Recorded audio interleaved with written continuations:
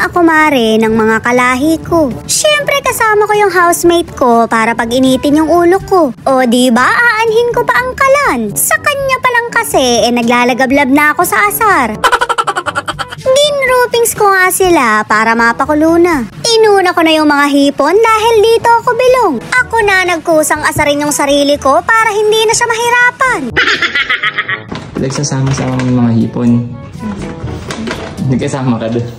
Hindi, yung hipon lang na uulamin mo. Pakulo, ilagay mo yung Sprite. Huwag mo kang turuan, alam ko. Hindi dyan, dun sa kuhani. Ganun ba? Lagay mo na. Tatlo? Diyos ko, susugarin tayo din. Pagkabumuka na yung tahong. Hahanguin mo na yan. Pagkabumuka niyo tahong. Oo, mapainitan lang kasi tahong bumubuka. Parang may ibig ka sabihin ah. Nauuna pa ako mag-orange dito eh. Medyo kinakabahan nga ako dahil purong soft drinks ang pinampapakulo dito. Umiiwas na kasi ako sa soft drinks at sobrang matatamis dahil mahirap magkasakit. Pero wag ka, pinapartner naman ang soft drinks sa Alfonso. Galing mo, dati ka bang bugok? Nang may naramdaman kasi ako, napag-google ako. Nawindang na lang talaga ako mare sa mga nabasa ko. Yung simple kasing iniinda ko, bigla na lang lumala. Shoot mare, kabod na lang ako nagkataning sa Google. Kaya naman napagdesisyonan ko, nalulubayan ko na talaga. Yung pag-google mare, magpapacheck up na lang ako. Tinanong ko nga yung sugar daddy ko kung paano malaman yung kasarian nito. 3 dekada na kasi akong nabubuhay pero hindi ko pa rin alam. Itihaya ko nga lang daw at pagka malapad, tiyak na babae yun. Ito lalaki to. Oo yan, lalaki. Triangle na triangle. Sure ka? Oo, tapos pagka ganitong malapad.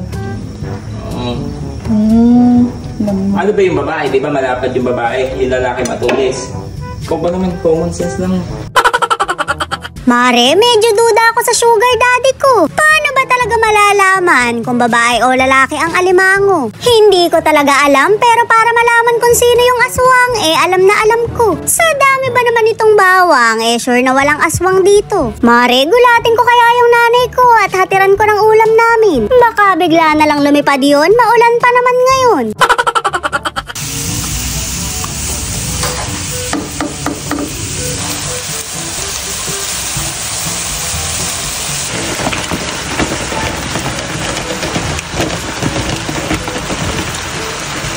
Bakit kaya ang sipag kong kumain pero ang tamad ko namang magluto? Naging masipag rin naman ako pero hindi talaga masarap. Mabuti na nga lang at sugar daddy ko ang tagaluto dito. Mixed seafood yung niluto niya pero ako yung sumarap. Pero sa totohanan lang, marunong naman talaga ako. Bata pa lang ako mare, tagaluto na ako sa amin. Pero ngayong tumanda na ako, ayoko ng galingan. Nagtatanga-tangahan na lang ako para hindi mautusan.